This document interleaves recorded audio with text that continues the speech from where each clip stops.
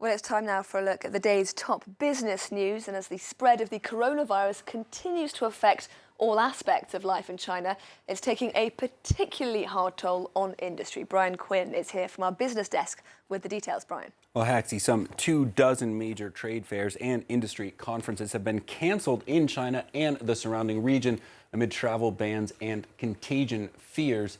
Safety concerns have affected supply chains with the movement of both workers and freight. They're now severely restricted, and that's taking a major bite out of the region's critical automobile manufacturing sector. James Wilson takes a closer look. The Chinese car industry had high hopes that it could use India's 2020 Auto Expo to expand further into the lucrative Indian market. But the deadly coronavirus meant that most Chinese officials decided it was better to stay home, preferring instead to be represented by their Indian employees. Our company has decided that it's better that they don't come because the impact of the Chinese with the coronavirus might have some negative feeling for some people. Wuhan, where the virus originated, is also an epicentre of the auto industry. 50% of the city's manufacturing relates to the car industry, producing components for brands around the world. With the region in lockdown, Fiat Chrysler Automobiles have said that production at one of its European plants is at risk if supply chains remained blocked. And Hyundai said it had been forced to shut all its car factories in South Korea after running out of wiring harnesses from China. Keep in mind, China has become the global hub for production, manufacturing, and distribution. So if workers are unable to go to work and so factories are unable to produce, it's going to have a significant impact. At least 24 provinces, municipalities and other regions in China have ordered businesses to stay shut until the 10th of February. Companies hope that means production can resume next week, but officials have urged caution, suggesting disruptions could last for longer than expected.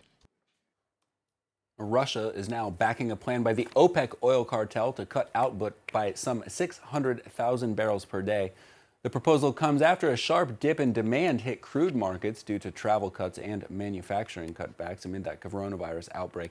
Oil prices have fallen by 1/5 since the start of the outbreak. Russia is allied with OPEC, but not an official member. Moscow had initially resisted production cuts, but now says it's on board. Here's Foreign Minister Sergei Lavrov. Of course, this will affect the oil market. We're interested in continuing consultations which should determine the optimum acceptable measures for all exporters in the oil market so that there are no harmful charges to producers or consumers. We're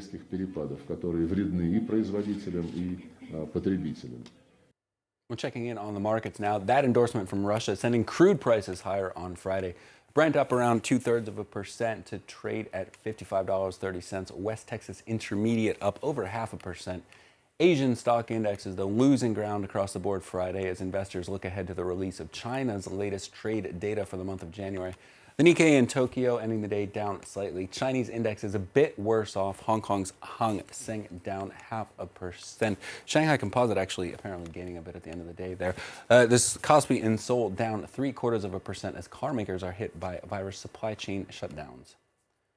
The next, German Chancellor Angela Merkel is in South Africa on a 2-day visit. There, she took the opportunity to encourage the development of the African Continental Free Trade Area. The 55-nation trade bloc was agreed to in March of 2019. Proponents hope the ACFTA will help unlock the continent's economic potential by boosting regional trade. Merkel cited Europe's experience in creating a single market as she offered some advice. Here she is. The African Union has agreed upon a free trade zone.